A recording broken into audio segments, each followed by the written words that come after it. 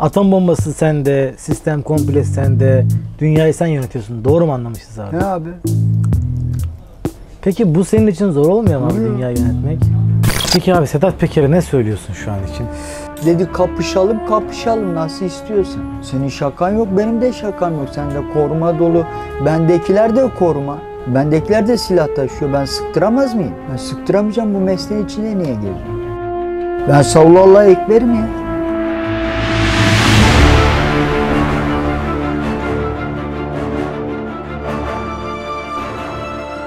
Hicret başıyım. Tayyip Erdoğan'ın öğretmeniyim ben. Peygamber çıkıyor. Ben sallallahu ekberim ya. Kennedy'nin öz oğluyum.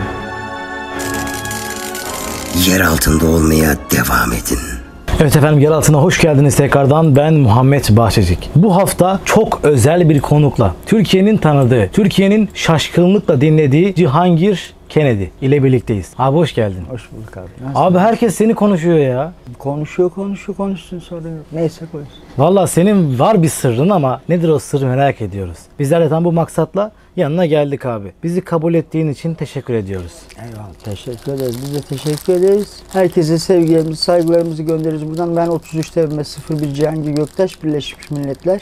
Burası Türkiye, Mersin, Hacıbaba. Az önce konvoy geçti. Cihangir Göktaş. İşbaşıyım aslında. 10 aydır, 100 aydır işbaşıyım. 100 ay sonra başladım. 30 yıldır işe gittiğim yok. Tüm dünyada bilir yani. Bir araştırdığı zaman bilenler var. 30 yıl, 50 yıl, 100 yıl ne kadar olsa burada paşalar çünkü. Herkese buradan sevgilerimizi, saygılarımızı gönderiyoruz. Zaman gelince işlerimizin başındayız. Dakika, saniye bizde oynamaz. Biz iş yerimize, işlerimize sahip çıkabilecek karakterde insanlarız. Tüm dünyaca. Cihangir abi, yani Cihangir Kennedy kimdir? Cihangir Göktaş, Türkiye İzmir Alsancak doğumlu. Spor salonunun hemen arkası Alsancak'ta, tren istasyonu.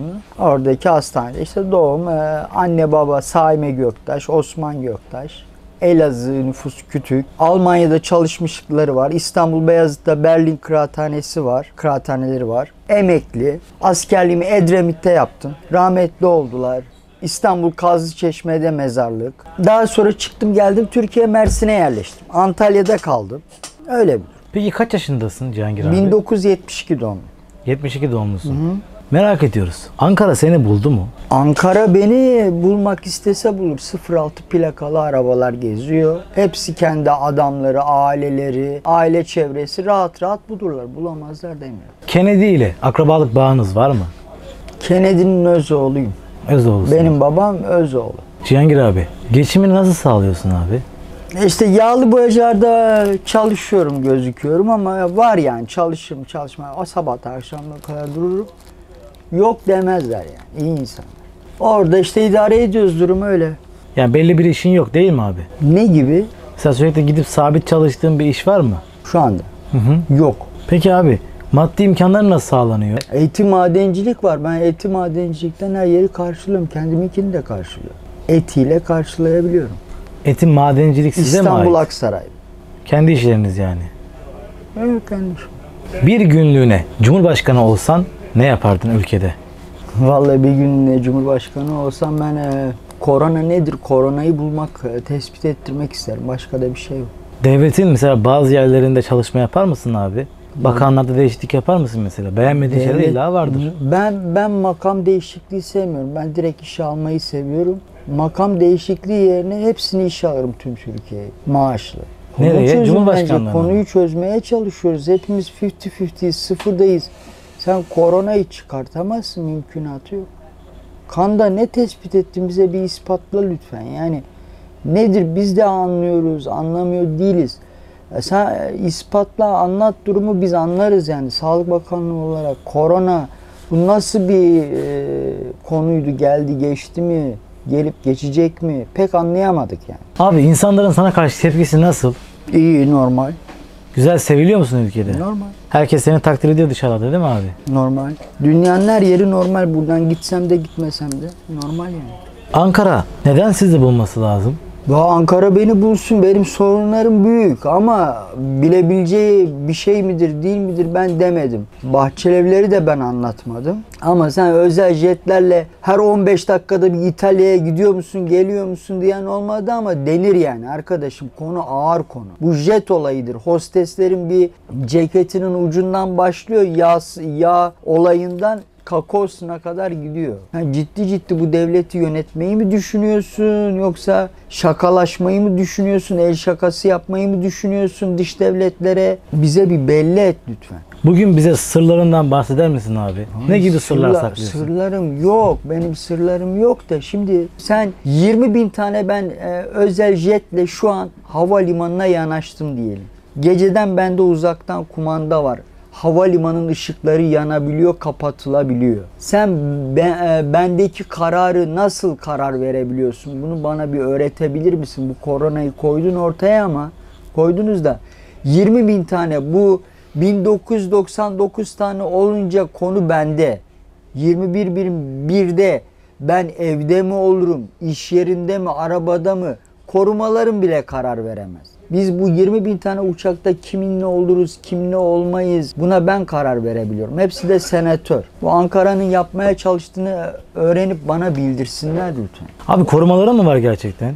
Nasıl? Korumaların var mı gerçekten? Biden'ın var, benim de var. Evet. Biden'la var, senin de var. Az önce geçti işte korumalarım benim. Benim canım sıkıldı mesela, o kendileri bilir de bilmez. Onlarda inisiyatif var. Adana'ya gideceğim mesela. Gidebilirim. Zevkine he. Zevk için yani. Anlatabiliyor muyum? Yani korumaların sürekli seni takip ediyor abi. O canları isterse o takip etsin etmesin. Nasıl etmeyecek ben onu anlayamadım. Peki abi jetlerinden bahsediyorsun. İşe gelip gidiyor yani mecbur takip edecek. Ne yapacak ya? Evet. Jetlerinden bahsettin ya abi. Jetlerin nerede? Havalimanında duruyor. Sana aitler değil mi? He, bana ait. Az evvel şey söyledin. Bir kumandayla ışıkları komple kapatabilirim diye. Tabii. Bu senin elinde olan bir durum mu? Tabii bilgi reformu açık burada elektrikçide. Çantanın içinde. Bilgi reform bende de var. Abi eski asker olduğunuz konusunda bir takım söylentiler var.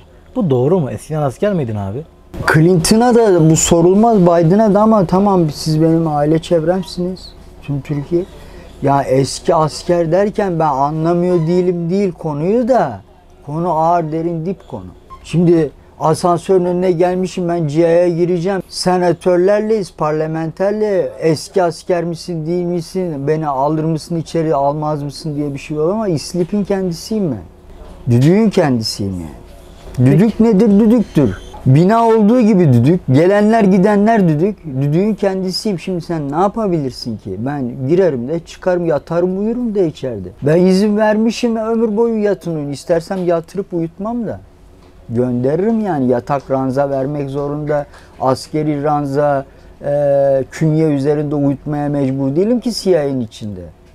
Künye yataklarda. Annemin babamın ismini vermek zorunda da değilim Kennedy olarak. Niye Kennedy havalimanından giriş çıkış vereyim uçaklara, niye asansörlere giriş vereyim? Çıkışını vermem bu kadar basittir. Senin CIA'de işin ne ki? CIA'ya gireceğim, kuşa basıp geçeceksin. Ben kuşa herkesi bastırtmam ki. Sen kuşun üstüne ayağınla basabilecek bir karakterde yapıp ben dünyada herkese söylerim. İlk önce beni aşman gerekiyor. O konuyu geçin. Ankara o konuyu geçsin. Benim anlamak istediğim, sen 20.000 tane uçakta 19.999'a nasıl karar veriyorsun? Uçağın ucunu ben ne tarafa park ederim ettirmem. Bunları sen aşmış değilsin. Pek inandırıcı değil vallahi. Duvarı ben gözümün önünde ben sana diyorum ki duvardır. İstanbul Yeşilyurt'ta tren istasyonu yanından geçerken görürsünüz Ankara olarak. Duvarı aşabil, ben seni takdir ederim. Ama sen duvarı aşmadan ben lafım yok. İstanbul Zeytinburnu diyor ki bunlar duvarı aşmadı. Biz boya yaparken diyor şerit çizgisi, koşu atletizm çizgisini diyor, kireç diyor, olayı diyor. Burada diyor Renault'la diyor mahkemelikler, adliyelikler, Cihangir Göktaş'la da adliyelik oldular. Cihangir Göktaş Fransa'dan diyor 2-3 milyon mu 30 milyon davayı diyor kazandı peş peşe. Siz böyle şeylerin peşine düşün bence. Sizinki boş nane ama atasözleri, deyimler vardır. Sap döner dolaşır, boynunuzu bile vurur. Bunu ödersin yani. Sen beni böyle boş geyik yaptırdığını zannediyorsun. Dünyaya hava attığını zannediyorsun. Senin canın çok yanar Ankara'nın. Her evin iş yeri. İstediği kadar de canım yanmadı, yanmaz. Ben inanmam yani. Peki nasıl bir gücün de var insanların? Nükleer top var bende. Nükleer top. Tabii. Nerede Kıbrıs abi? büyüklüğünde. Gemiye yükler getirtirim. Nükleer topla vururum Türkiye'yi. Güneş sistemi, güneş ısıtmalı. Daha yeni gönderdik NASA'yı. Abi Saddam seni çağırdığından bahsettin ya dün. Ne için çağırdı? Dedim ya, yönetimi kabul etmiyor. Yönetim sen misin ben miyim demeye çalışıyor. Yönetimin kendisiyim ya. Saddam kimdi? Ben emrimde milyonca insan ekmek yiyeceksen kalkıp bana yönetim biziz lan sen de kimsin diyemezsin ki. Hangi dili konuşursan konuş, nerede doğmuşsun benim için fark etmez yani. Abi kendini din üzerinde üstün bir kişilik olarak görüyor musun? Ne üzerinde? İslam üzerinde. Bu hepsinde üstünüm ben. Her şeyde üstünüm ama ben üstünlüğümü koymuyorum ortaya. Barajın orada bir toz parçasıdır. 1980'den 2021'e geliniyor. Ben barajın üstünü bir kere de gösterdiğim zaman ihya oluyorlar. Diyor bizdik. Karışma. Tamam karışmayayım da. Sonra dönüyor dolaşıyor Türkiye allak bullak ediyor geliyor yanıma sen kimsin ulan demeye çalışıyor. Kafadan tiryaki hepsi. Cihangir abi Amerika'da yaşadın mı abi hiç? He yaşadım. Ne kadar süre yaşadın? 2 sene kaldı. 2 sene. Peki hala akrabaların orada mı abi? Tabi doğal yani hepsi akrabam. Sana karşı saygı, sevgi durumu nasıl abi oraya gittiğinde? İyi normal.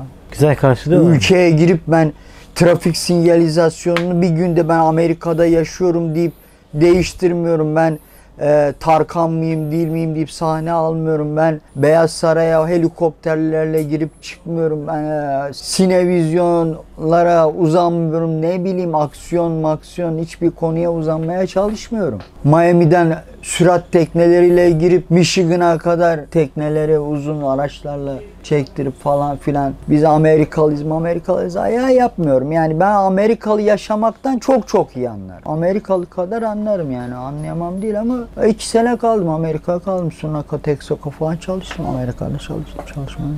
Almanyalıktan da anlarım. Alman kadar da anlarım. Belki hepsinden de daha iyi anlarım. Yani Hitler modeli yaşamaktan da anlarım. Sinevizyonları açtırıp Avusturya operasını getirip özel uçaklar dizdirip helikopterler Hitler bayrağı açtırıp Hitler gibi yaşamayı da çok iyi başarabilen bir insan. Çok da iyi bir Almanımdır yani. İtalya'da orada burada dünyanın her yerinde yaşamayı severim ama normal bir vatandaş olarak gezmeyi de severim. Ben gezmem değil. Peki Amerika'da askerlik yaptın mı abi hiç?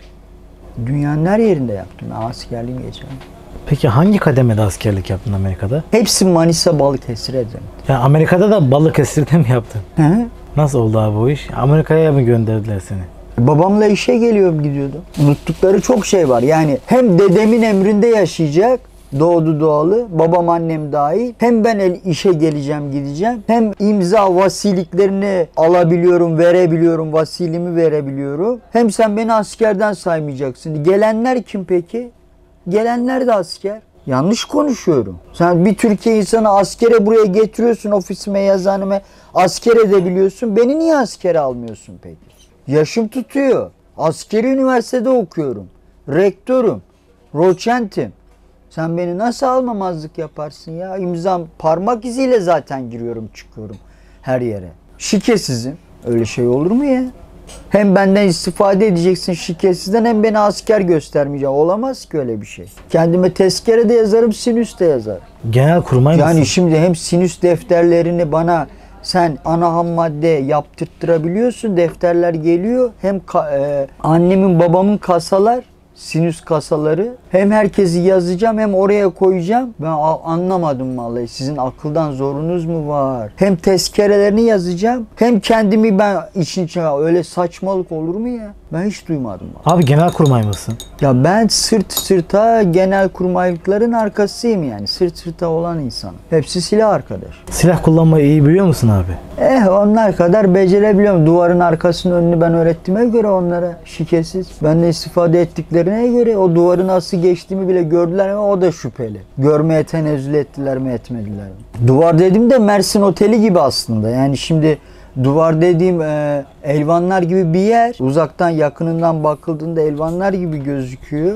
Ama var yani. Peki abi Sedat Peker'e ne söylüyorsun şu an için? Sedat Peker'e ben bir şey demiyorum. Sedat Peker'le benim bir sorunum yok. Bak beni Cangati çağırttırdı. Dedi görüşelim. Görüşelim dedim. Sorun yok. Konu öyle bir konu yani aslında. Peki Dedi söyledikleri doğru görüşeceğiz. mu abi? Black Rain'i söylüyor. Babyface söylüyor bana Hong Kong, Yeni Zelanda tarafını, Bangladeş, terör, mafya olayını. Dedi kapışalım nasıl istiyorsan. Senin şakan yok, benim de şakam yok. Sende koruma dolu. Bendekiler de koruma. Bendekiler de silah taşıyor. Ben sıktıramaz mıyım? Ben sıktıramayacağım, bu mesleğin içine niye geziyorum? Kabe'ye de sıkarım. Ben Ay Hilal'e de sıkarım. Çan'a da sıkarım. Çan sesine de sıkarım. Öyle sen 0'a 0 benle çıkabiliyorsun. Ben tebrik ederim seni vallahi. Ben sallallahu ekberim ya.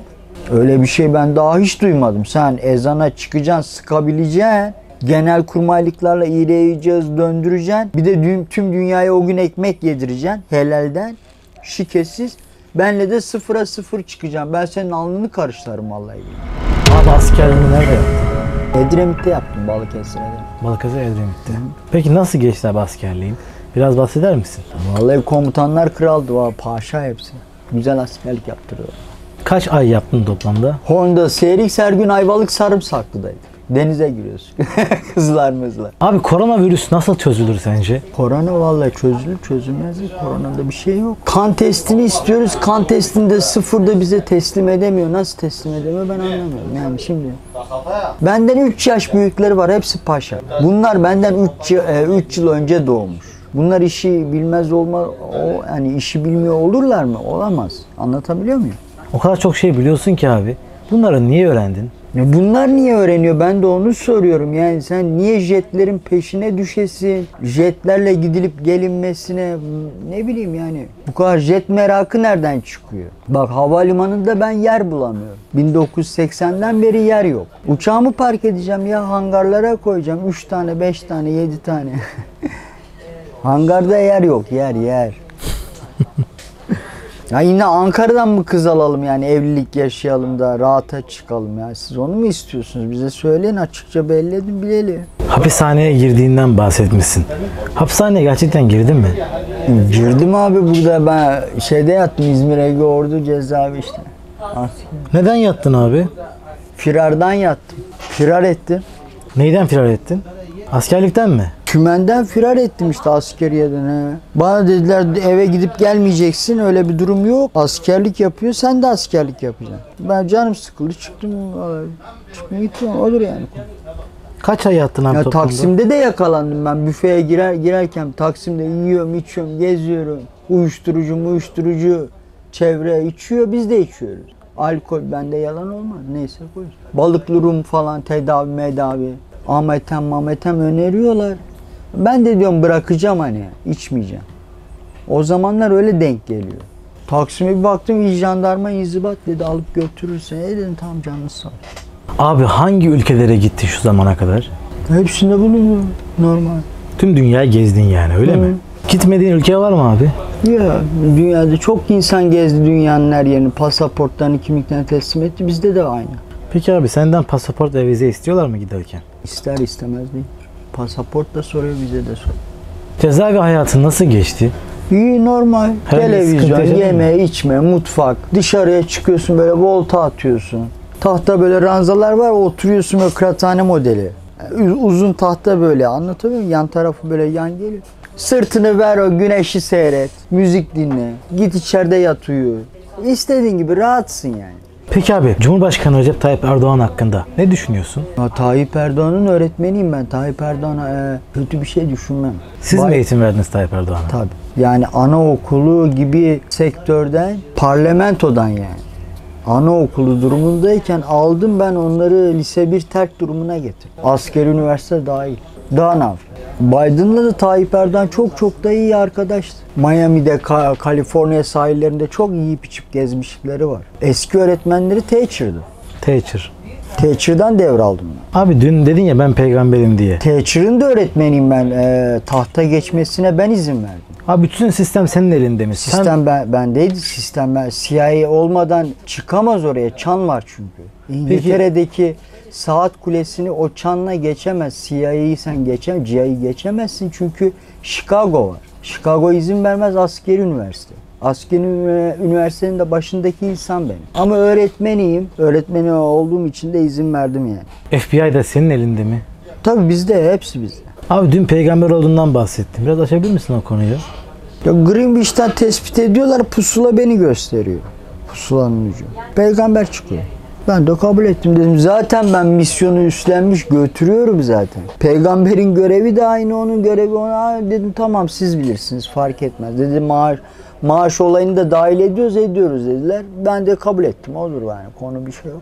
Maaş da veriyorlar size. Tabii hicret başı maaşı alıyorum ben. Maaşı alıyorum. Peki hangi dinlerde görevlisin abi? Hepsinde görevli. Tüm dinlerde. Hicret başıyım. Askerin yediği yemeğe, kumanyaya kadar biz de varız yani. Hicret, hacılar hepsi var. Paşalar hepsi var. Peki bize peygamber olduğunu kanıtlayabilir misin abi? Nesini kanıtlayayım? Yani bize peygamberliğinizin bir Abi göstergesi. fotoğraf makinelerinin üzerinde pusulası var. O pusulayı tuttuğunda sen bunu anlayamıyorsun. Ben daha bir şey demiyorum. Sen kariyer edinmek istiyor musun? Gerçekten istemiyor musun? İstiyor Milletçe. tabii. Sen milletçe bunu tespit edemiyorsun. Sen savaşa da girme, hiçbir yere de girip çıkma vallahi. Ben başka bir şey demiyorum. Sana akıl hastası olduğunu söyleyenler var. Bu konu hakkında ne düşünüyorsun? Akıl hastası Yani bir şizofreni hastası olduğunu söyleyenler var. sıfırda. Evet. Şikesiz olarak. Akıl hastası kendileri ya. Öyle Yani- şey olmaz, kesinlikle öyle bir şey yok. Konuştuklarının böyle hani sallamasyon olduğunu düşünen insanlar var. Onlara ne diyorsun abi? Ya biz her gün terörü gasp ediyoruz, darp ediyoruz da aklı selahiyeti yerinde, Tokada da getiriyoruz. Çakallığa, çukallığa da terör gibi. Sen mafya terör denilen dünyanın bir ucuna uzanıyor. Ucundan bir ucuna uzanıyor. Aklı selahiyeti yerinde mi değil mi denir mi ya? Onların kendilerinin akıl selahiyeti yok. Cihangir abi, uyuşturucu kullanıyor musun? Kullanıyorum. Uyuşturucu kullanıyorum ama paşalar var, ben dese ki oğlum iç tüm dünya ile birlikte, ben belki içerim belki içmem. Durum 50-50. Yani o günkü iz düşümüne bağlı, geride durabilirim yani. Ben içmem çünkü. Satmam da içmem de. Ama oğlum satacaksın, oğlum içilen de daha dünya koptu. Film koptu dünyada. Herkes de koptu. Bende de koptu. O içilir de satılıyor da, ne yapılacaksa yapılır. Demesi yeterli yani. Bize kendisini göstermek zorunda değil. Kocaman dünyayı bir tane bilgisayardan yöneten Cihangir Bey ile birlikteyiz. Kendisi dünyayı bir tane bilgisayardan yönetiyor. Hatta kendisi öyle ki bütün dünya emri altında olduğunu söylüyor. Hatta peygamber olduğundan bahsediyor. Cihangir Bey kimdir? Cihangir Bey nedir? Hepsini işte şimdi hep birlikte öğreneceğiz. Cihangir Kennedy. Sizlerle birlikteyiz efendim. İşte durum öyle. Hepimiz serbest hür insanlarız. Gelecekte de hürlüğümüz vardır. Ama bugün olur, dünyanın başına her şey gelir. Gelemez değil. Filmlerdeki Terminator gibi bir, yani uzaydan gelen mi diyeyim, dünyada yeryüzünde yapılacak mı diye adlandırıyorlar. Yani sonuçta Robocop diye mi adlandırıyorlar? Bunlarla karşılaştığımızda dünyaca çağrılabilecek kişilerdenim bunlarla mücadele için. Hicretten de çağrılabilecek, genelkurmaylıktan da çağrılabilecek insanlar. Abi geleceği görebiliyor musun? Geleceği hepimiz görebiliyoruz da hazine lazım. Şimdi para olmadan zor zaten. Dünya para ile mi dönüyor abi? Dünya kendi kendine dönüyor ama parasız da dönüyor, paralı da dönüyor. Şimdi paraya bakar tabii. Abi aşı hakkında ne düşünüyorsun? Koronavirüsten korunmak için yapılan aşılar hakkında. Ne düşünüyorsun abi? Vallahi korona yararı olur da olmaz da, korona aşısından bahsediyoruz değil mi? Evet. Ya kabasını almak için şimdi doktora gidip de desen ki beni hastalıktan koruyabilecek bir iğne, aşı var mı? Sana yardımcı olurlar zaten. Hangi tür hastalık diye sormazlar. Hepsinden koruyacak aşı vardır ellerinde. Mevcuttur yani. Niye Sağlık Bakanlığı yazıyor önünde, kapının önünde? Cihangir abi şu an Abi. ne yapıyorsun abi? Ya ben internet, bilgisayar işte izliyorum, soruyorum. Peki az önce bir şeyler yapıyordun abi bilgisayarda. Hackerlık falan var mı sende? Vallahi Albanya'da DGM beni tüm dünya ile birlikte aldırttırıyor diyor. Hackerların hepsini toplayın. 111 bin kişiyi topluyorlar. Dünyada profesyonelleri, bir tek ben kalıyorum. Hepimiz yakalandık. Hepsi cezaevi falan filan konuları oluyor. Hepsinin Brezilya, Amerika pasaportları var. Bana söyle, ben de diyorum işte Amerika doğumluyum falan. Diyor hacker mısın? Dedim hacker'ım. Dedi kim sahibi biliyor musun? Dedim biziz, benim. O biziz deyince adam dedi ya biz varız tamam dedi, sen nasıl oluyorsun gibilerinden. Daha sonra bir öğren dedi ya Kennedy'nin oğluymuş dedi, sakın dedi getirmeyin bir daha buraya. Bunları diyor getirmeyin, bunların paşaları da var arkamızdan sesleniyor, konuşuyorlar. Severler sevmezler değil. Konu öyle. Ben NASA'nın IBM Computer All by Copyright'iyim. Hacker'ı olmadan zaten hacker kimlik taşımadan CIA hacker bölümüne sokmaz. Hacker olmadan da beyzbol oynanmaz. Amerikan futbolu oynanmaz. Formüla'ya girilmez. Evet. UEFA, FIFA'ya girilmez. Hacker olmadan yapamazsın zaten. Klorak da üretilmez. Dezenfekte, hijyen hiçbir şey de üretilmez. Mecbur izin verdiler. Çünkü biz bunları kolonyalı mendilden üretiyoruz. Yani IBM kolonyalı mendili getiriyor. Ona göre objeliyoruz. Ortasına koyuyoruz. 5 milyon tane, 10 milyon tane ortasından objeliyoruz. O yayın hakkı doğuyor yani o şekilde. Bu hackerlık var bende. Ben hiç umursamam, paşalar diyor karışma, ben karışmam. Peki abi Türkiye'de hiç polis aldı mı seni bundan dolayı, mesela paşa olduğunu öğrenince ne yaptılar? Ya ben polis çok aldı beni. Ataköy polis karakolu aldı. Kimliksiz geziyordum, sonra bıraktı. İstanbul Ataköy polis karakolu. Öğrendiler mi Biden'in torun olduğunu? Yok öyle bir durum değil. Ben Bahçeliler'de oturuyorum. İstanbul Bahçeliler'de zaten istedikleri zaman eliyle koymuş gibi bulabiliyor yani. Gerek duymaz yani. İyi insan, herkes iyi insan. Onlar da iyi insanlar. Öyle bir durum yani, söz konusu değil. Bilgisayarda ne yapıyorsun abi, böyle ev grubu falan seçiyorsun ya bir şeyler. Orada ne yapıyorsun bilgisayarda abi? Sertifika açmışsın, kamera Ya kaydetsene. sertifika açık, eleganstır. Ben buradan dönüşünü sağlıyorum. Megahez'dir. Binanın üzerinde ışıklar yanıyor. Işıkları denetliyorum. İşte gelen giden araç sayısı, konteyner falan. Ya budur yani. Şu an Yani- Eti Madenciliğin başında da olsam aynı şeyler yani. Nesne'de Buradan de mı olsam. kontrol ediyorsun ışıkları falan abi? Tabii hepsini kontrol edebiliyorum. Dün bir sertifika açtın abi, o sertifika neydi? Ya sertifika şu işte, yine açarım ya. Bugünkü mesela değişik. Bugünkü mesela böyle.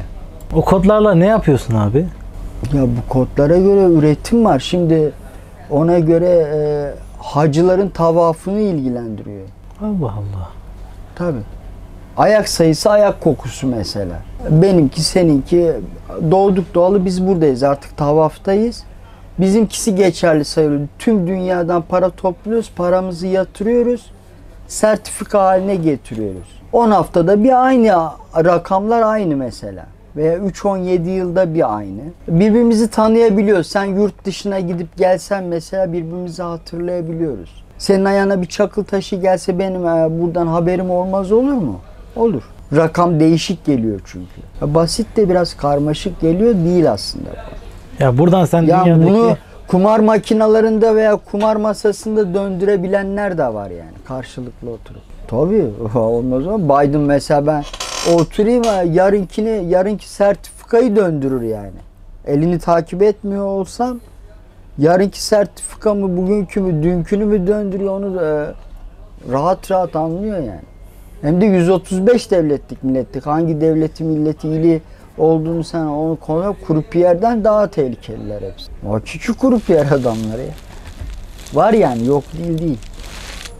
Ya eski araba hırsızı bunlar abi. Bunlar silindire affedersin kolunu sokuyor. Kumar makinesi çıkar. Zanneder tavşan gibi hani böyle playing cards 10 numara çıkartacak, karo falan gösteriyor. Öyle zannedersin hani sihirbaz gibi kolunu sokuyor. Vallahi kumar masasını çıkartıyor, koyuyor yerine. Rulet masasını çıkartır. Yani bunlar sihirbazın önde gideni. Evet. Hiç namaz kıldın mı abi hayatında? Ben namaz kılmasam abi hicreti nasıl yöneteyim Allah aşkına? Ben namazı bilmez olur mu? 2165'e kadar ben kılmışım. 2065. Sertifika açık burada. 2165'e kadar ben namazım, tesbihim, her şeyim tam. Tabii.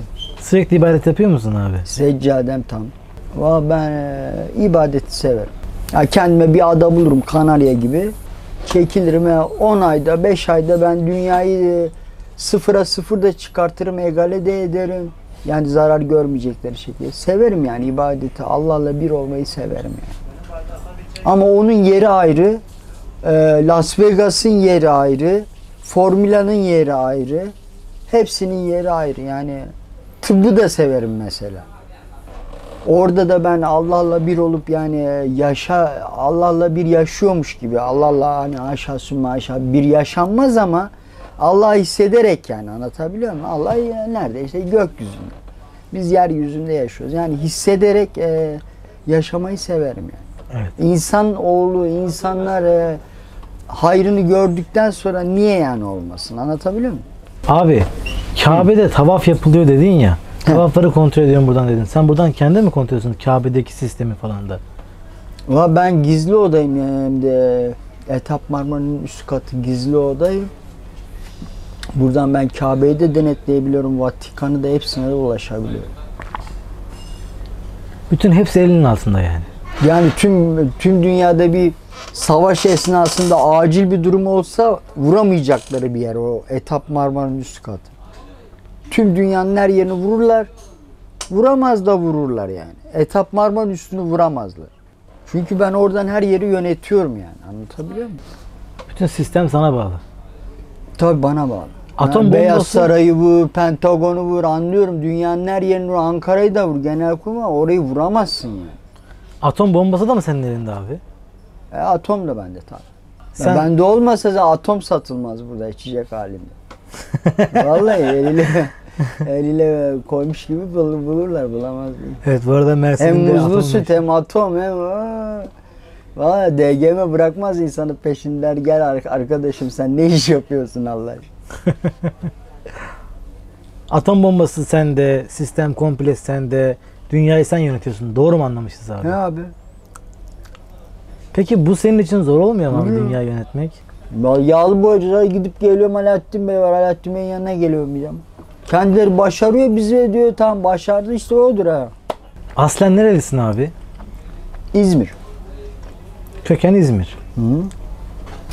Zaten Amerikan basını söz ediyor şu anda Cihangir Bey'den. Kim bu bize kafa tutan Türk diye son bir haftadır Amerikan basın gündeminde. Ya benim dedem yaşıyor olsa şimdi 135 devletin milletin pasaportu var. Türkiye'ye geldiğinde hem Elazığ hem İzmir. Küçük ama çocukluğu, doğma büyüme Mardin. Gerçi aslı Mardin, dedesinin nenesi Rize köken. Hem Rize hem Mardin hem Elazığ hem İzmir, işte hem Mersin. Öyle denk geliyor mesela. Kıbrıs. Yeterli zaten de Allah'ın nasip etmiş ya, o öyle yani, öyle ilerliyor. Bütün dünyayı bilgisayar üzerinde mi yönetiyorsun abi? Ama bilgisayar değil de fiş, fatura, manifest. Yazılım dediğimiz bu Huni'ye benziyor bilgisayar modeli. Bu yazılımı vardır faksın. Onunla yönetiyoruz yani. Oradan bilgi gönderiyorsun. Tabii. Silindiriyle bilgi gönderiyoruz. Daktilonun şöyle üzerinden baktığın zaman zaten silindir gibi bir şey var içinde. Onunla yani yönetimi onunla sağlıyoruz. Ne ekersen onu biçersin, bu dünya öyle bir dünya. Yapacak bir şey yok. İşte bekliyoruz, hepimiz çalıştık. Paşalar emir verecek, hazine açılacak. Tüm dünya paşa. Paşa olmayan yok. Herkes hazineden payını alacak. Herkes yemesine, içmesine, gezmesine, dolaşmasına bakacak. Olay bu kadar basit. Başka da bir şey yok. Abi kocaman dünyayı bir tane daktilonun içindeki şey mi yönetiyor ya? Nasıl? Dedin ya dünyayı daktilonun içindeki o silindir yönetiyor diye. O mu yönetiyor gerçekten dünyayı? Ama onun totalı çıkıyor, toplama alınıyor. Burada Huni, Demirfer, Forja gibi böyle tersane gibi düşünürsek akşam nasıl silindirler diziliyor. Onun da fiş, fatura, manifestosu alınıyor. Yeterli zaten. Yönetim odur yani. Dünyayı yönetip geçip de yani caddenin ortasına hiçbirimiz deli değiliz.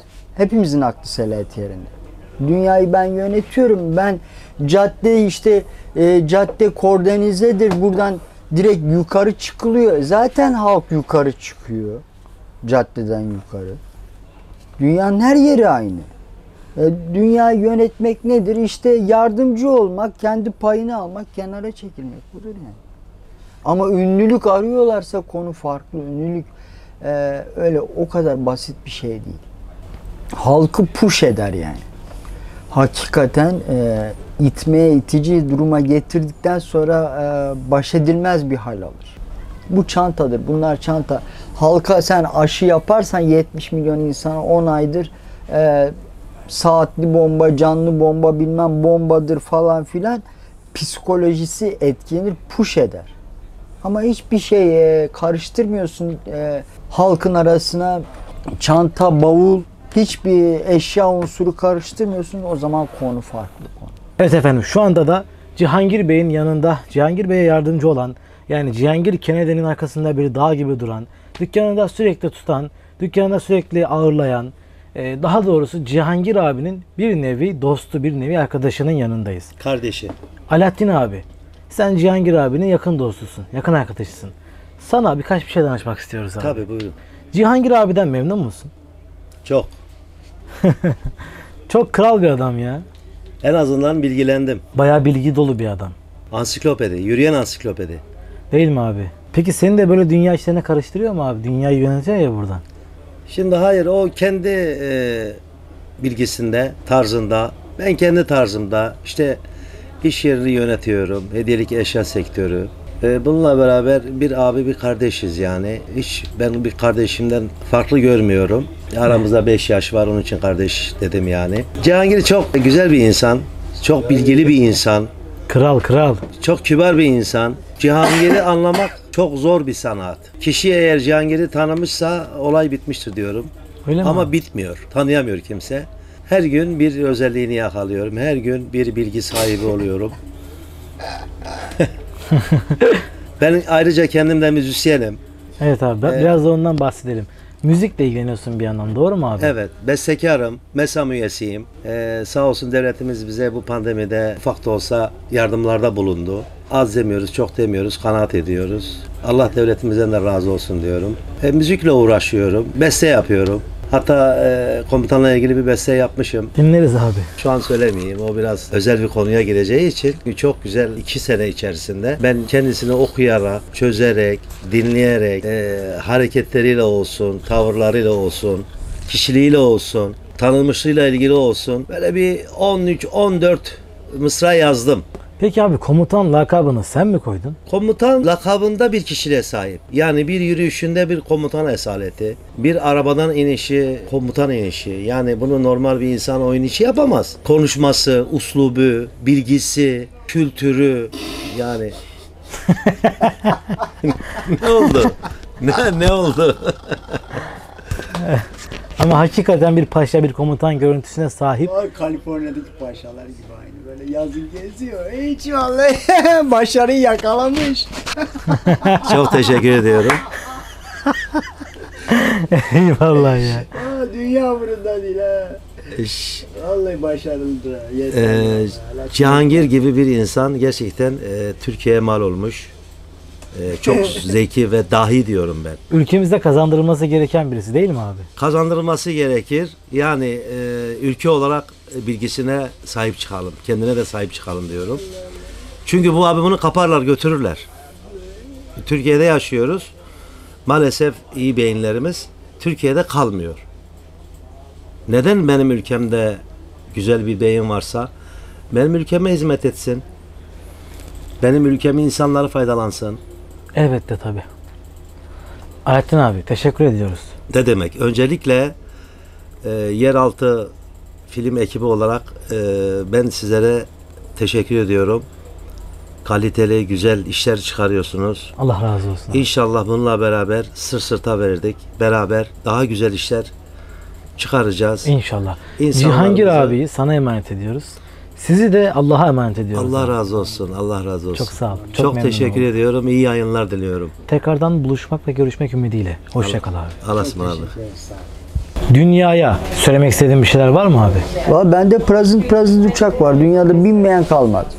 Ben yolculuk ettirdim. Benle şahsiyetli olarak da görüştüler. Ailemle de görüştüler. Beni tanırlar, tanımazlar diye bilirler de epey zaman oldu. Biz böyle istedik. Yani paşalar da ben de böyle istedim. Uzak durmak daha iyi. Adam evinin değerini anlayamıyor. Arabasının değerini, çoluğun çocuğun değerini anlayamıyor. Nedir present etrafta geziyor. İngilizce bir şeyler söylüyor, çıkıyor gidiyor. Tamam, ülke düzeliyor da hayrını görmedikten sonra ya öyle maddiyatın da malın mülkün de, anlatabiliyor muyum? Serbest bırakmak daha iyi.